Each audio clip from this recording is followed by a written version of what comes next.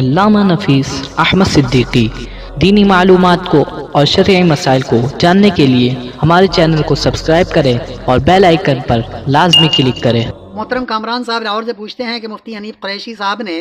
26 نومبر کو مرزا جہلمی صاحب سے بلا مقابلہ کامیابی کے بعد اپنے پیر و مرشد کو سجدہ کیا ہے، اس حوالے سے آپ کیا کہیں گے؟ جیسا کہ مرزا صاحب نے بھی کہا ہے کہ حنیف قریشی نے اپنے پیر کو سجدہ کیا کہ جب وہ یہاں سے واپس گئے تو سیدھے جا کے اپنے استاد محترم کے قدموں میں گرے، جا کے سجدہ کیا۔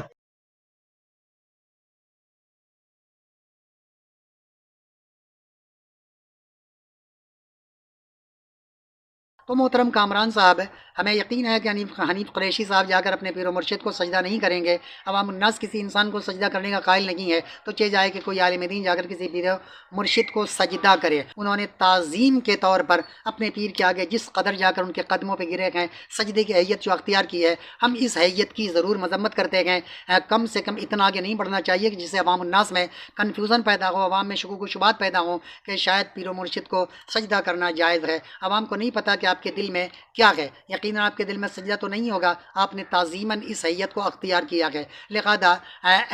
ایسا عمل کرنا یا ایسی باتیں کرنا کہ جس سے لوگوں کے ذہن و دماغ میں شکوک و شبہات پیدا ہوں، ایسی باتوں سے گریز کرنا چاہیے۔ جیسا کہ حدیث پاک سے ہمیں درس ملتا ہے، صحیح مسلم حدیث نمبر 5679 میں ام المومنین حضرت صفیہ بنت حی رضی اللہ تعالی عنہا سے روایت ہے کہ کہا، آپ صلی اللہ تعالی علیہ وآلہ وسلم اعتکاف میں تھے، میں رات کو آپ صلی اللہ علیہ وآلہ وسلم سے ملنے کے لیے آئی، میں نے آپ صلی اللہ تعالیٰ علیہ وآلہ وسلم سے گفتگو کی، پھر میں واپسی کے لیے کھڑی ہوئی تو آپ صلی اللہ تعالیٰ علیہ وآلہ وسلم بھی میرے ساتھ مجھے واپس پہنچانے کے لیے کھڑے ہو گئے۔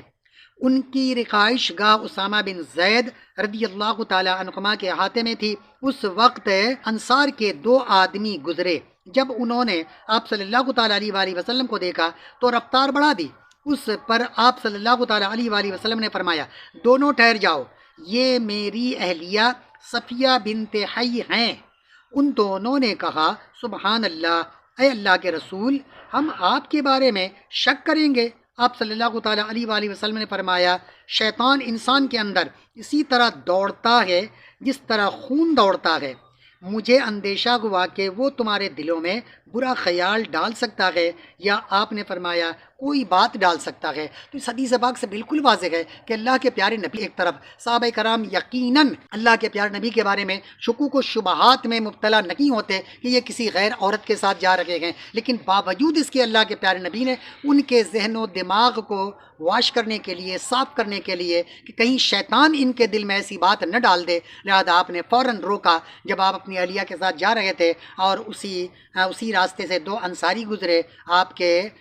کے سامنے سے، اور جب آپ کو دیکھا تو تیز قدموں سے آگے بڑھنے لگے۔ آپ نے فوراً دونوں کو روکا، اور روکنے کے بعد آپ نے وضاحت دی کہ یہ جو خاتون میرے ساتھ ہیں یہ صفیہ بنت حی ہیں، یہ میری اہلیہ ہیں، کہیں ایسا نہ ہو کہ تمہارے دماغ میں کوئی شکوک و شبہات پیدا ہوں۔ انہوں نے کہا کہ اللہ کے نبی، ہم آپ کے بارے میں شک کریں گے؟ تو اللہ کے نبی نے واضح فرما دی کہ شیطان تمہارے ذہن و دماغ میں شکوک و شبہات ڈالتا، مجھے اس بات کا اندیشہ ہوا۔ تو اللہ کے نبی ہیں اور وضاحت دے رکھے ہیں، تو ہم اور آپ اگر ہم سے کوئی ایسی غلطی ہو جائے، یا جس طرح حنیف قریشی صاحب نے جو غلطی کی ہے، جو حیت اختیار کی ہے، اس سے ایک طوفان برپا ہوا، لوگوں میں شکوک و شبہات پیدا ہوئے، تو حنیف قریشی صاحب کو پہلی بات یہ کہ ایسا عمل نہیں کرنا چاہیے تھا جس سے لوگوں میں انتشار ہو، اور اگر ایسا عمل ہو گیا تو پھر انہیں اپنے اس عمل سے رجوع کر لینا چاہیے تھا کہ لوگ سمجھ رہے ہیں کہ ہم نے سجدہ کیا ہے، ہم نے سجدہ نہیں کیا، ہم نے اپنے استاد کے تعظیم میں جا کر ان کے آگے گر پڑا ہوں۔ لہذا بہرحال ان کی اس حیثیت کی